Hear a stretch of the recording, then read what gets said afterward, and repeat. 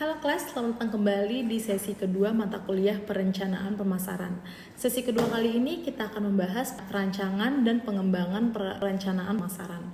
Seperti yang sudah kita pelajari di sesi pertama, rencana pemasaran adalah dokumen strategis yang merinci bagaimana sebuah perusahaan akan memasarkan produk atau layanan yang mereka punya untuk mencapai tujuan yang sudah ditetapkan. Kita akan mengulik tahapan perancangan pemasaran terdapat beberapa step. Yang pertama ada analisis situasi atau lingkungan, di mana proses ini penting untuk memahami faktor-faktor eksternal yang dapat mempengaruhi kinerja perusahaan. Terdapat beberapa konsep analisis lingkungan. Yang pertama, ada analisis makro atau PESTEL yang berfokus pada faktor-faktor eksternal yang lebih luas yang dapat mempengaruhi bisnis. Model PESTEL sering digunakan untuk mengidentifikasi faktor-faktor seperti politik, kebijakan pemerintah, stabilitas politik, peraturan, dan undang-undang yang mempengaruhi industri tersebut. Yang kedua ada ekonomi, kondisi ekonomi, inflasi, tingkat pengangguran, faktor ekonomi lainnya yang dapat mempengaruhi daya beli konsumen. Ada juga faktor sosial, yaitu tren demografis, gaya hidup, nilai masyarakat, dan perubahan dalam perilaku konsumen. Adapun teknologi, yaitu inovasi teknologi, pengembangan baru, dan dampak teknologi terhadap operasi bisnis tersebut. Kait lingkungan, kesadaran konsumen tentang keberlanjutan, dan lain-lain. Hukum, aspek hukum yang mempengaruhi industri termasuk undang-undang, perlindungan hak dan konsumen, kekayaan intelektual. Dan yang kedua ada analisis mikro atau 5 force porter, di mana analisis ini berfokus pada faktor-faktor yang lebih dekat dengan industri dan pasar yang dapat mempengaruhi daya saing perusahaan. Model ini mencakup 5 kekuatan, ada ancaman pendatang baru, kemudahan atau kesulitan masuknya pesaing baru ke pasar, ada kekuatan pemasok, seberapa besar kekuatan pemasok dalam menentukan harga dan kondisi. Ada kekuatan pembelian, seberapa besar pengaruh pembeli terhadap harga dan kualitas produk. Ada ancaman produk substitusi, tingkat ancaman dari produk atau layanan alternatif yang dapat memenuhi kebutuhan yang sama. Ada persaingan di dalam industri, tingkat persaingan antar perusahaan dalam industri yang sama.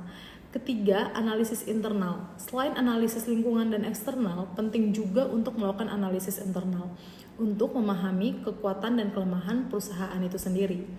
Ini biasanya mencakup sumber daya dan kapabilitas, kekuatan unik yang dimiliki perusahaan seperti keahlian teknologi, sumber daya manusianya, kinerja keuangan, evaluasi kinerja finansial, memahami posisi keuangan perusahaan, dan ada proses sistem operasional yang efisien dan efektif, sehingga dapat dikatakan melalui analisis lingkungan ini yang komprehensif, perusahaan dapat mengidentifikasi peluang dan ancaman di pasar, memahami faktor-faktor yang dapat mempengaruhi strategi dan keputusan bisnis. Ini menjadi dasar yang kuat untuk perencanaan strategis dalam pengambilan keputusan yang lebih baik lagi.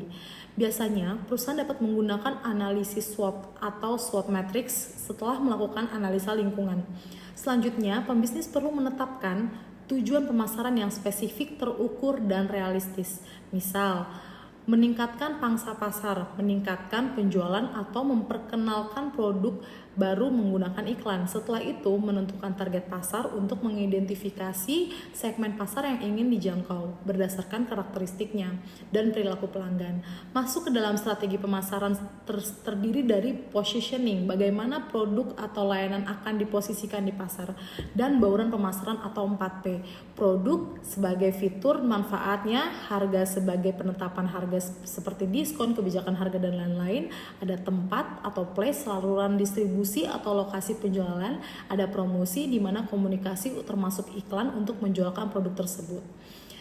Setelah menentukan strategi pemasaran, perlu dibuat anggaran pemasaran yang berisi perincian biaya untuk setiap elemen strategi pemasaran dan total anggaran yang diperlukan. Setelah semua aspek solid, maka perlu diambil rencana tindakan, dapat disebut sebagai langkah-langkah spesifik yang akan diambil untuk melaksanakan strategi tersebut, termasuk jadwal pelaksanaan. Pembisnis juga perlu melakukan pengukuran dan evaluasi indikator kinerja atau KPI yang akan digunakan untuk mengukur keberhasilan rencana pemasaran dan mekanisme untuk melakukan penyesuaian berdasarkan hasil yang telah diperoleh.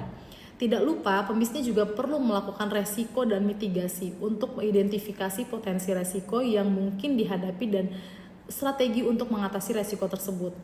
Rencana pemasaran yang baik tidak hanya berfungsi sebagai panduan untuk tim pemasaran, tetapi juga sebagai alat komunikasi yang jelas tentang strategi dan tujuan perusahaan kepada pemangku kepentingan lainnya. Sekian pembahasan pada sesi kedua kali ini. Diharapkan teman-teman bisa aktif berdiskusi dan mengerjakan kuis dengan baik. Terima kasih atas perhatiannya. Semangat belajar!